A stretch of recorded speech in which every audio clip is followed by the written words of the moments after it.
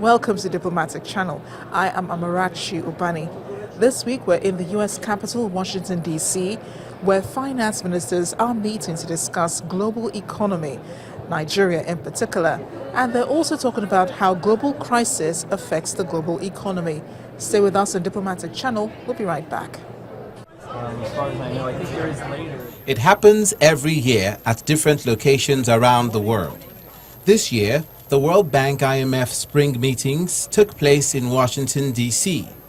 Financial leaders arrived at the U.S. Capitol, heartened by a recent recovery in financial markets, but facing a warning that global growth has been modest and uneven and threatened by weakness.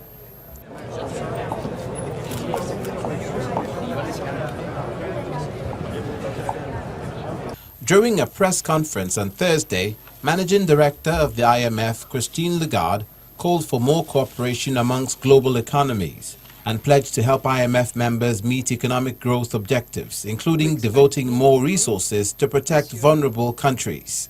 We expect global growth this year to be at 3.2% and 3.5% next year. This makes it harder to spread economic warmth to the citizens of the globe.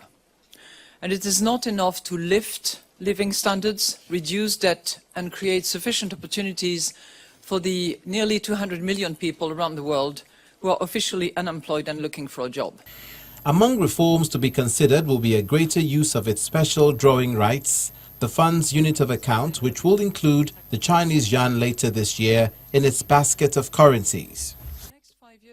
Ms. Lagarde said she hoped China and other emerging markets would enjoy a higher profile at the IMF and praised the country's plan to remove some export subsidies.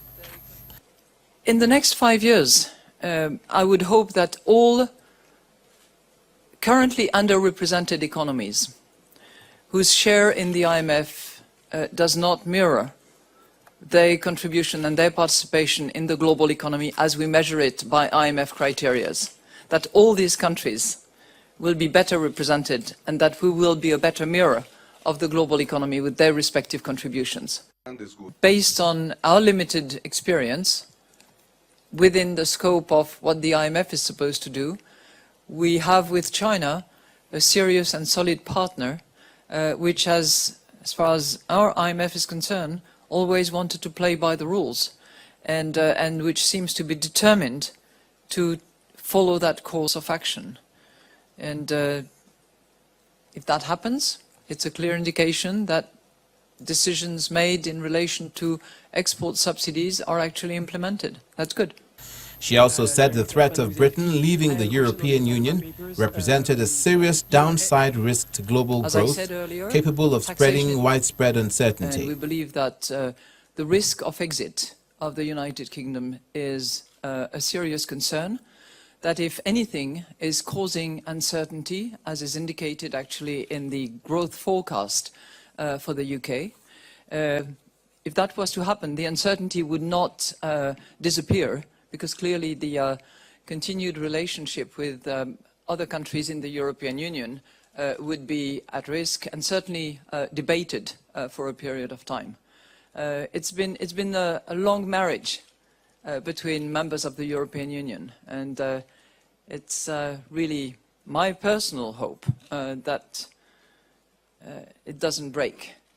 While urging Greece to quickly implement reform, she said the IMF will work to help identify policy space and necessary measures for countries to meet their growth commitments and continue to analyze the implications of negative interest rates.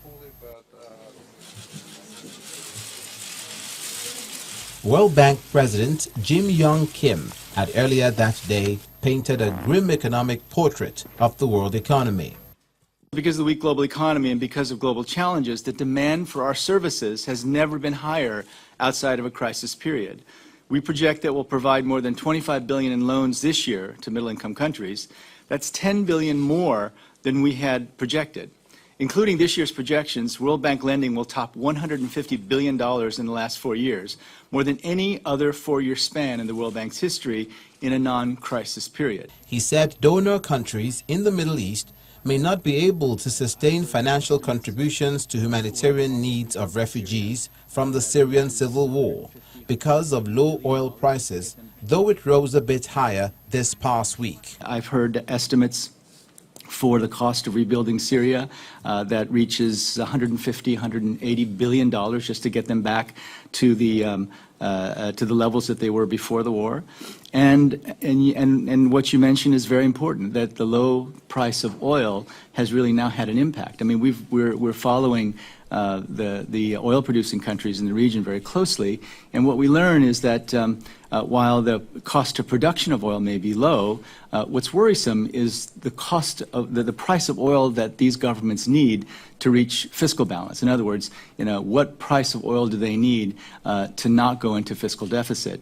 And the prices are fairly high, in the $80, $90 a barrel region. So many of the traditional donors in this region are going into fiscal deficit.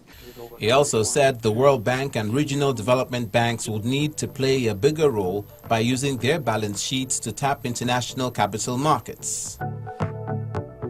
Meanwhile, on Tuesday, the IMF cut its global growth forecast for the fourth time in the past year, citing China's economic slowdown, persistently low oil prices, and chronic weakness in advanced economies. Global growth continues, but at an increasingly disappointing pace that leaves the world economy more exposed to negative risks. Growth has been too slow for too long. The New World Economic Outlook anticipates a slight acceleration in growth in 2016 relative to 2015 to 3.2% rate of growth, followed by a further acceleration to 3.5% in 2017. However, these projections continue to be progressively less optimistic over time. It warns of widespread stagnation risk and said weaker growth could leave the global economy more vulnerable to shocks, such as currency depreciation or worsening geopolitical conflict. In many countries, the lack of wage growth and greater inequality have created widespread senses that economic growth has mainly been to the benefit of economic elites and mobile capital that they've gained disproportionately, leaving too many others behind. Lower growth reinforces this turn toward inward-looking nationalistic attitudes. In brief, lower growth means less room for error. It called on global policymakers attending the spring meetings to take coordinated action to boost demand with structural economic reform, fiscal stimulus where possible, and accommodate monetary policies. So we see this stimulus coming, and we upgrade the near-term forecasts on the result. Our concern is that some of this stimulus is likely to take the form of higher credit growth, more support for sectors that are, in a secular sense, declining and not that productive. And so we worry about the quality of growth more than the quantity of growth. And if the quality of growth is lower in the short run, even though the quantity of growth is higher, you might think that longer-term growth will be lower. And that's where the concerns that we have would come into play in the longer-term forecast. The IMF cut Japan's growth forecast in half to 0.5% in 2016 and said Brazil's economy would now shrink by 3.8% this year versus the previous forecast of a 3.5% contraction as it struggles through its deepest recession in decades. Meanwhile, the United States, one of the relative bright spots in the global economy, also saw its 2016 growth forecast cut to 2.4% from 2.6%. The IMF said it anticipated an increased drag in U.S. exports from a stronger dollar, while low oil prices will keep energy investment weak. The fund raised China's growth forecast slightly to 6.5% this year and 6.2% in 2017, partly due to previously announced policy stimulus.